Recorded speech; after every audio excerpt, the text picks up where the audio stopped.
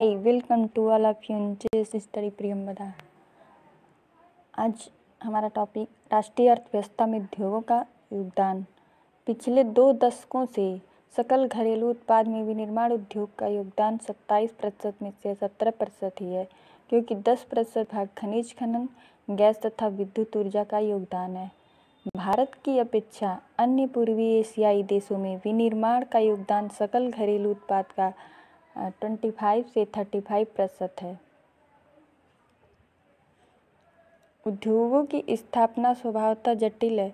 इनकी स्थापना कच्चे माल की उपलब्धता, श्रमिक पूंजी, शक्ति के साधन तथा बाजार आदि की उपलब्धता से प्रभावित होती है। इन सभी कारकों का एक स्थान पर पाया जाना लगभग असंभव है। फलस्वरूप विनिर्माण उद्योग की स्थापना के लिए वही स्थान उपयुक्त है जहाँ ये कारक उपलब्ध हों।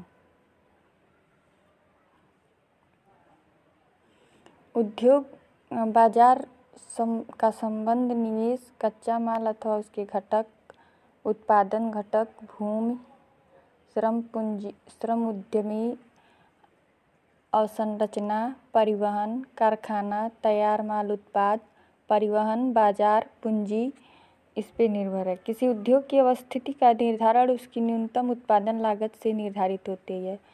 सरकारी नीतियों तथा निपुण श्रमिकों की उपलब्धता भी उद्योगों की अवस्थिति को प्रभावित करती है।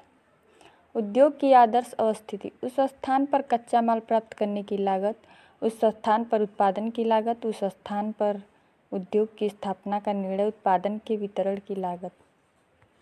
उद्योगों का वर्गीकरण: रोजमर्रा के इस्तेमाल की विभिन्न औद्योगिक उत्पादों की सूची बनाएं, जैसे ट्रांजिस्टर, बिजली का बल्ब, वनस्पति तेल, सीमेंट, कांच का सामान, पेट्रोल, माचिस, स्कूटर, वाहन, दवाइयाँ आदि। यदि हम विशेष मापदंडों के आधार पर विभिन्न उद्योगों का वर्गीकरण करते हैं तो विनिर्माण को आसानी से समझ सकेंगे। कृषि आधारित उद्योग: सूती वस्त्र, ऊनी वस्त्र, पटसन, रेशम वस्त्र, रबड़, चीनी, चाय, कॉफी तथा वनस्पति तेल उद्योग। खनिज पर आधारित लोहा तथा इस्पात, सीमेंट, एल्यूमीनियम, मशीन, औजार तथा पेट्रो रसायन उद्योग। प्रमुख भूमिका के आधार पर आधारभूत उद्योग, जिनके उत्पादन या कच्चे माल पर दूसरे उद्योग निर्भर है, जैसे लोहा, इस्पात, तांबा प्रगलन, एल्यूमीनियम प्रगलन उद्योग। उपभोक्ता उद्योग, जो उत्पादन उपभोक्ता के सीधे उपयोग हेतु करते हैं, जैसे चीनी, दंतमंजन, कागज, पंखे, सिलाई मशीन आदि। वस्त्र उद्योग कृषि पर आधारित उद्योग है। तेल, सिलाई मशीन, कच्चा माल, तैयार माल की मात्रा के भार के आधार पर पेंट, ब्रश आदि।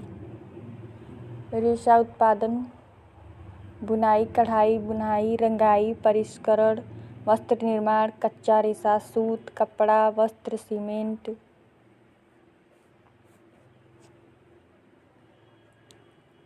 सूती वस्त्र उद्योग 1854 में मुंबई में लगाया गया।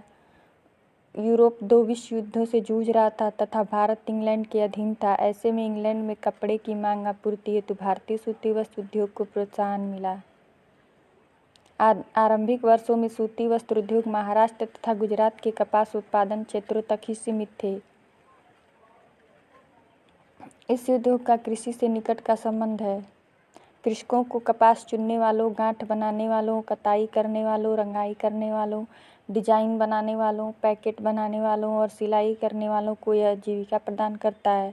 इस उद्योग के कारण रसायन, रंजक, मिल स्टोर तथा पैकेजिंग सामग्री और इंजीनियरिंग उद्योग की मांग बढ़ती है। फलस्वरूप इन उद्योगों का विकास होता है। यद्यपि कताई कार्य महाराष्ट्र, गुजरात तथा तमिलनाडु में केंद्रित है, लेकिन सूती, रेशम, जरी, काशीकारी आदि में बुनाई के परंपरागत कौशल और डिजाइन देने के लिए बुनाई अत्यधिक विकेंद्रित है। भारत में कताई उत्पादन विश्व स्तर का है, लेकिन बुना वस्त्र कम गुणवत्ता वाला है, क्योंकि यह देश में उत्पादित उच्च स्तरीय धागे का अधिक प्रयोग नहीं कर पाता। बुनाई का कार्य हथकरघों, विद्युत करघों व मिलों में होता है। हाथ से बुनी खादी कुटीर उद्योग के रूप में बुनकरों को उनके घरों में बड़े पैमाने पर रोजगार प्रदान करता है।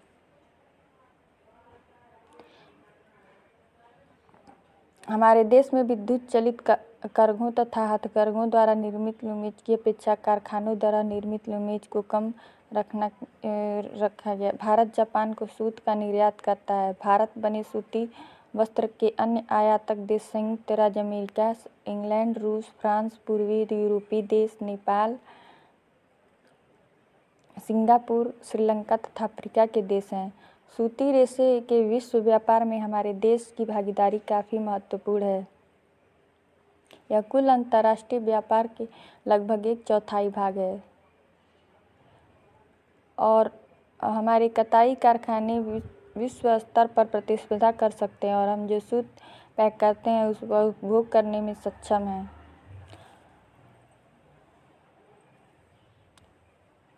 इस देश में कुछ ही बड़े और आधुनिक कारखाने हैं।